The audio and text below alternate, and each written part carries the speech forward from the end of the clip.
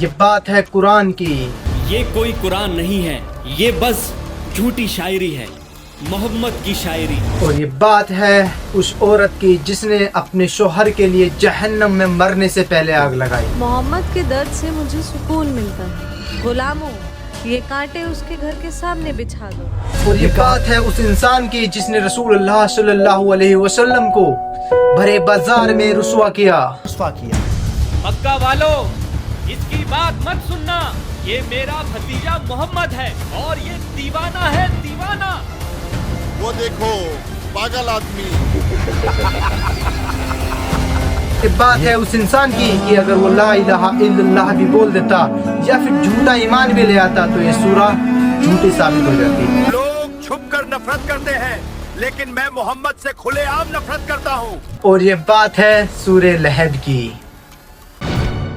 तब्बत यदा अबी लहब व तब।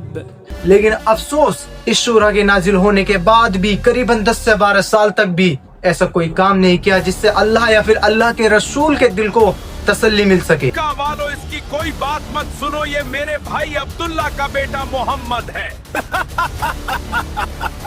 कहता है सब कुछ छोड़कर उस एक अल्लाह की इबादत करो। आखिर क्या है सूरे लहब में? सुना अबू मनाल, अल्लाह ने अबू लहब का नाम लेकर सूरा नाजिल की है। खुदा की पनाह है। और आखिर कौन थी वो औरत उम्मे जुमील जिसका अल्लाह ने इस सूरत में जिक्र किया है? अबिहा बाजी, सुना आपने? कौन सी बात? उम्मे जमील का हार उसके गले की रस्सी बनेगा आखिरत में। और आखिर क्या कर दिया था मोहम्मद सल्लल्लाहु अलैहि वसल्लम की चाची और चाचा ने, जिससे अल्लाह रब्बुल इज्जत ने उस सूरत में उनका नाम लेकर उनको पूरा क्रिटिसाइज किया है। उसका अल्लाह हमें आग का अजाब देगा। कहता है मैं लकड़ियाँ उठाऊंगी अपने सर पर। और सबसे ज्यादा इम्पोर्टेंट, कैसे अल्लाह ने इस बात का प्रूफ दिया है कि कुरान ही इस दुनिया के लिए आखिरी हिदायत है, जानेंगे इस वीडियो में।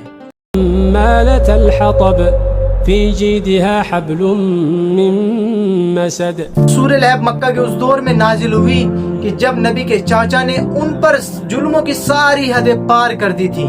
अल्लाह के नबी को अबू लहब कभी परेशान करता तो कभी भरे बाजार में रुस्वा करता तो कभी बेइज्जती करता। मेरे भतीजे ने बाप दादा का मजहब छोड़ दिया है, कहता है उस एक खुदा को मानो। इससे घटिया बात मैंने आज तक नहीं सुनी। ताज्जुब है। मगर अबू लहब को क्या खबर थी कि अल्लाह की लानत उसे बहुत जल्द आने वाली है। इस सूरा की शुरुआत होती है उस सुबह जब सूरज की किरणें मक्का की जमीन को चूम रही थी और ऊंट रेतीले मैदान में चल रहे थे। सुबह शीशा निहार रहा था तो कोई नाश्ता कर रहा था तो कोई बिस्तर से अंगड़ाइयां ले रहा था। यहाँ हाथ खींचे जा रहे हैं और इन्हें दिन भर बिस्तर तोड़ना है और काम ही क्या है? ए जी, अब सोते ही रहोगे क्या? लेकिन कोई तो था जो अकेला उस सुबह सफा के पहाड़ पर अकेला चढ़ रहा था। तो पहाड़ पर कौन है? मोहम्मद। और ये वो पहाड़ था, मक्का के लोगों को जब भी कोई परेशानी आती तो वहाँ से एक साथ सबको इकट्ठा करते और कोई खास बात बताते। सफा के पहाड़ पर चढ़कर अल्लाह के नबी ने एक गहरी सी सांस ली और पुकारते या सबाहा। ये कोई आजान नहीं थी और ना ही कोई सौदागर की सदा, ये एक खतरे की पुकार थी। और या सबाह का मतलब है कि ए लोगो उठो और मेरी बात को सुनो, तुम पर एक खतरा आन पड़ा है। लगता है कोई मुसीबत आई है। बस यही सुनते ही मक्का के लोग दौड़ पड़े और देखते ही देखते सफा के पहाड़ के नीचे एक बड़ी सी भीड़ जमा हो गई।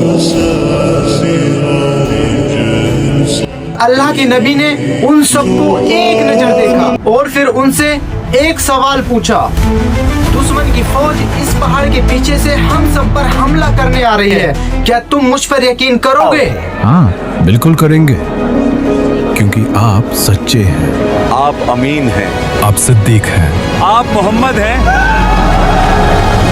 लोगों की बात सुनकर नबी करीम मोहम्मद सल्लल्लाहु अलैहि वसल्लम थोड़ी देर के लिए ठहरे कि ए लोगों, मैं तुम्हें खबरदार करता हूँ कि हम पर एक ऐसा वक्त और ऐसा अजाब आने वाला है जो बड़ा ही सख्त है और ये आकर ही रहेगा। और इबादत करो उस एक रब की जो हम सब का मालिक है। बस ये बात सुन के ही वहाँ का माहौल ही बदल गया। ये क्या कह रहे हैं? ताज्जुब है। ये बात तो कभी सुनी नहीं। तो क्या अपने बाप दादा का दीन छोड़ दें? अपने खुदाओं को नाराज कर दें। और अचानक उन सब के चेहरे पर एक सन्नाटा छा गया। वहाँ एक आदमी खड़ा हुआ, आंखों में गुस्सा लेकर और दिल में नफरत रखकर वो चिल्लाया, भतीजे तब्बन लका अली हाजा जमातना। और अरबी में इन अल्फाजों का मतलब था, नाश हो तेरा, टूट जाए तेरे हाथ। क्या तूने हमें इसीलिए यहाँ जमा किया है? वो बदनसीब कोई और नहीं बल्कि नबी करीम मोहम्मद सल्लल्लाहु अलैहि वसल्लम का चाचा अबू लहब था। और उसकी बद्दुआ आसमानों से टकराकर उसी पर आ गिरी। रब्बुल इज्जत ने उसकी का फैसला, जहन्नुम का रास्ता कुरान शरीफ के पन्नों में हमेशा हमेशा के लिए लिख दिया। अल्लाह रब्बुल इज्जत ने सूरह लहब के बारे में अभी तक कुछ नहीं बताया। स्कॉलर्स कहते हैं कि अगर ये सूरत उसी वक्त नाजिल हो जाती तो मक्का के लोग कहते उस पर कैसे भरोसा करें, वो अपनों की बुराई करे। वक्त गुजरता रहा, अल्लाह के नबी रसूल अल्लाह सल्लल्लाहु अलैहि वसल्लम जगह जगह जाकर इस्लाम की दावत पहुंचाते रहे।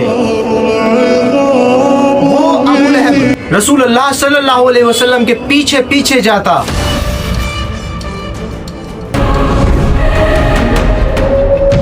अब ये कौन सी नई शायरी ले आया है? यहाँ तक कि अबू लहब मक्का के लोगों और बच्चों को रसूल अल्लाह के पीछे लगाता और कहता कि इनको पत्थर मारो, मारो, मारो,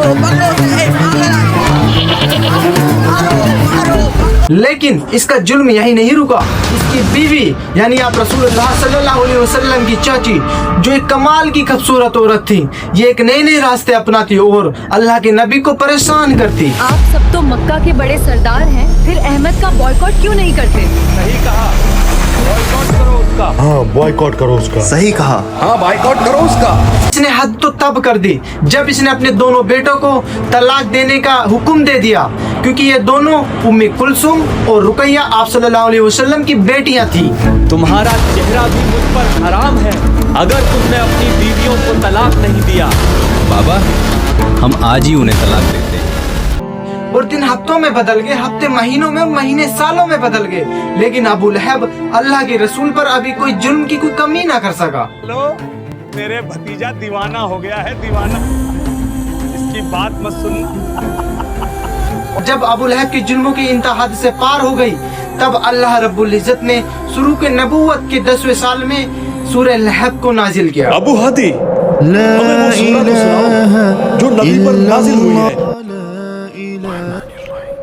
تبت يدا أبي لهب وتب ما أغنى عنه ماله وما كسب سيصلى نارا ذات لهب وامرأته حمالة الحطب في جيدها حبل من مسد।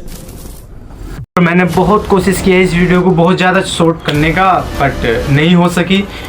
और हम अगली वीडियो यानी पार्ट 2 में इसका तर्जुमा बारीकी से जानने की कोशिश करेंगे और जानने की कोशिश ये करेंगे साथ में कि ये कुरान 1400 साल पहले नाजिल हुई है और इसका इस सूरह का हमारी असल ज़िंदगी में क्या महत्व है।